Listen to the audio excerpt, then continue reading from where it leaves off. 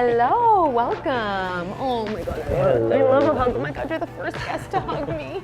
I love it, I feel so loved.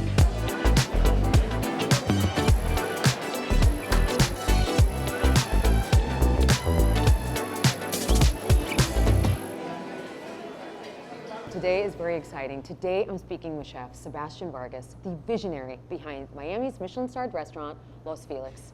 From growing up in the hills of Colombia to discovering his passion for cooking in India, he's pretty much taking Miami by storm through his love of wellness, community, and Mesoamerican traditions.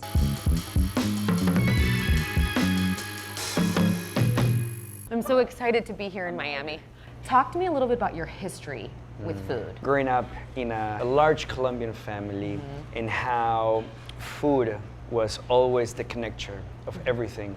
The connector of a good time, the connector of family, whether you're happy, sad. The table was the most precious and protective area of the home.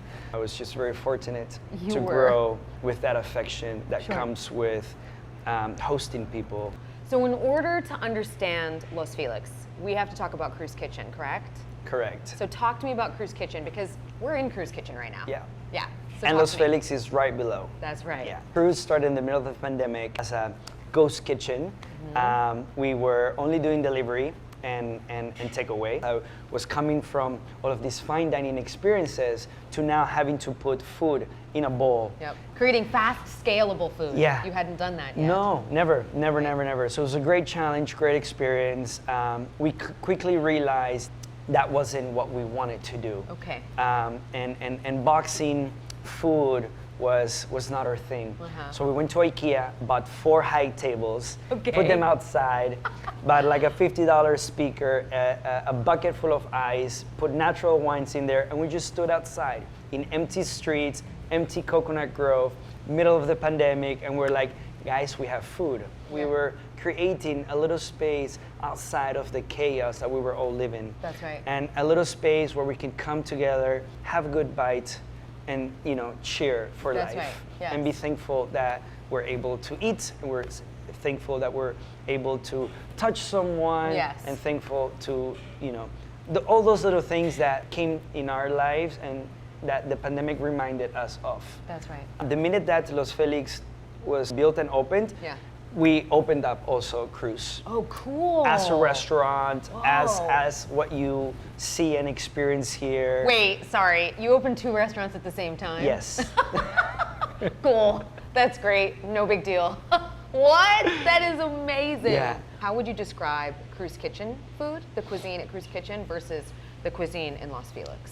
Krüs Kitchen is a hyper-seasonal restaurant where we have our house-made pastas, really focused on natural wines, and Los Félix being our corn representation. Whether you start in the north of America all the way down to like the Patagonia, corn has been utilized in every little a country differently. When we think about like America food or like an iconic American dish, they think about apple pie, but none of the ingredients in apple pie are actually native to North America at all.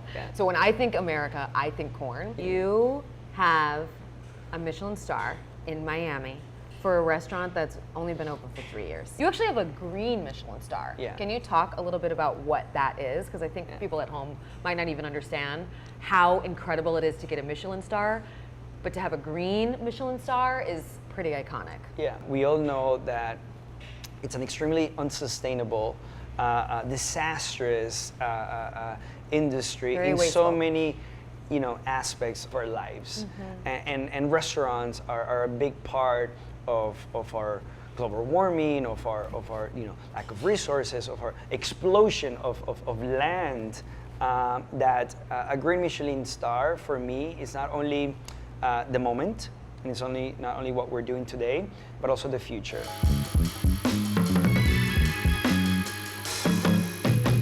All right. Whoa! Arepa. What? This is not the same. I've had an arepa here before, but this is a totally different arepa. That's why you said it was a surprise.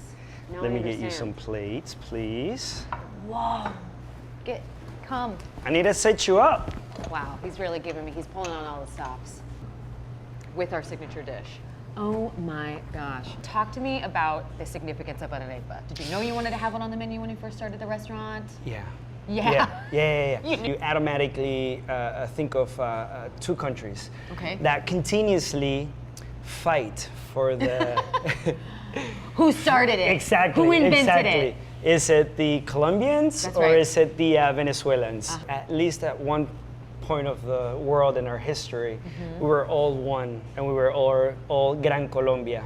Arepas are home. You know, arepas are is grandma, is mom, is dad, is the weekends. That's right. It's the things that you see in the streets. This dishes, you know, has a lot of inspirations from Yayoi Kusama, which is a Japanese artist. She's like 90-something years old and still, the polka dots and the you know, the color contrast. Her life story is also very inspiring. And then the arepa itself is made with a type of corn that's called cateto orange flint. This is the corn that was initially basically taken by the Italians hundreds and hundreds of years ago from the Americas to be used for their famous polenta. You know, and it's a corn that's very cheesy, very creamy, very hard. So you really have to cook it to develop those flavors. And in my home country, Santa Marta, the arepas are cooked over the open fire, and they put plantain leaves in the bottom to prevent them from burning, which will essentially burn, but it gives the arepa a flavor profile that's very, like, you know that's where it's coming from. Oh, yeah. The yellow sauce in the bottom is a sauce made of smoked corn and saffron. We make a sauce out of the charred plantain leaves. Wow. Which is a darker color. And then it's finished with a extra virgin coconut oil and grilled wild caught crab. Wow. Tell me what you'd say to a customer that walked in and was like, I don't get it. Corn is just, I don't know, it's not that unique, it's not that special. Corn is a crop that not only helps other crops to grow, That's right. but it's a delicious vegetable. It's a delicious crop. What do I tell them? I tell them that you should try more corn. That you should come more often to Los Félix and try every single dish. There's so many corns. How do you go about sourcing a particular corn? Do you have a flavor in mind? I look for the practices. Oh, okay. And I look for whomever or wherever that person is doing and growing corn in a sustainable way. Yeah. And hearing their stories of how they've spent over, close to 500 years through family generations growing the same seed of corn, growing the same heirloom corn varietals, and knowing that, I'm supporting that, it's everything. It's amazing. Yeah. Absolutely. How often are you changing this dish? Well, this one specifically has changed now, 4 times. Wow. Yeah. It's funny because we've spoken to so many different chefs and the take has been, I can never change this. Yeah. And you're just like, no, like we're gonna shift this a little. We're gonna change it every time. Say you go in the morning and your toast numbers say, these are your top 5 dishes, these are your bottom 5 dishes. Yeah. Do you feel pressure to change those bottom 5 dishes? Or maybe re-educate the customer on those dishes? Exactly. It's a little bit of both. It depends also, how long we've had that dish for. Okay. Maybe just the dish is just not great. Sure. That happens. That does happen. We're humans. Yeah, that happens all the time. Something that I might think is delicious might not be delicious for 99% of the people that come here. That's right. I'm gonna ask you a lot of questions. I'm gonna have my mouth full. And you are gonna answer those questions with your mouth full. Okay. Cool? Great. What is the spice you can't live without? Oh, I love black cardamom. Oh, that's okay. Yeah. What? It's so great. Favorite food city? Right now, because the answer changes, right? Right now, definitely. I mean, it's Tokyo or Copenhagen. Oh, okay. Iconic. Love it. What's the first thing you notice when you walk into a restaurant? The greet. How I'm greeted. This is so good. I'm so sorry. The smokiness from the corn. Yeah. Wait, and this, what is the sauce? You're talking without your mouth I don't know, full. I'm sorry. I'm emotional. Okay, if you just have the arepa, just okay, like this. I'm having it. Yeah. The flavor of that Oh arepa. my God. We don't put anything or do anything The like texture? Just a little bit of salt. How about this? If you could have one song playing in Los Felix, one song, it's only one, that's it. No? You don't know? Oh, yeah. He's like, I'm ready. Master Blaster. What? That is... Stevie Wonder is my guy. I love him. What's your favorite way to consume corn?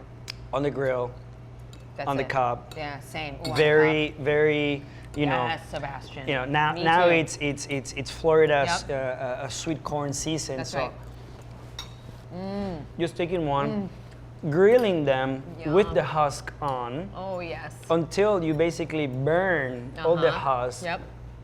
And you have this perfectly steamed, smoky Yum. corn, a little bit of raw butter and sea salt. That's it. Oh, speaking of butter or olive oil? Butter. Same. More butter. Exactly. How do you feel about dietary restrictions? I love them. If they have a dietary restriction, they're not choosing to have a dietary restriction. Yeah. You know, they're not choosing not to be able to eat certain things. Yeah, it's just their body. It's just their body. That's It's their cycle, it's their moment in life, whatever it is, and we're here to accommodate. You know, we're here to really make it special for anybody. And I've had some crazy dietary restrictions. What's the craziest dietary restriction I you mean, ever one had? time we had one that came here that was vegan. Okay. And that had absolutely no fats or oils. So No fats or oils Yeah. and vegan. Okay. Yeah. What did you do? I mean, there's a lot of grilling. There's like, a lot of what? vegetables, a lot of grilling. Well, Chef Sebastián, thank you so much. Thank This you. has been awesome. Thank you so much for watching. Thank That's you it. all. That's all. Thanks for watching Signature Dish.